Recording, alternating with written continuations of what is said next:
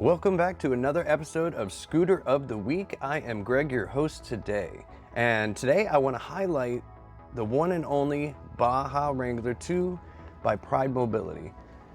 I'm sure you've all heard of the scooter, you've seen it. The video behind me, I took this scooter out, tried to get this thing stuck. I couldn't. This is by far the best scooter for off-road applications, taking it out on the trails. If you have some property, it's definitely the best scooter for this. You've got a weight capacity on this one of 450 pounds, and you can get up to 11 miles per hour with this scooter. So not only is it, good for that terrain, but you've got great speed.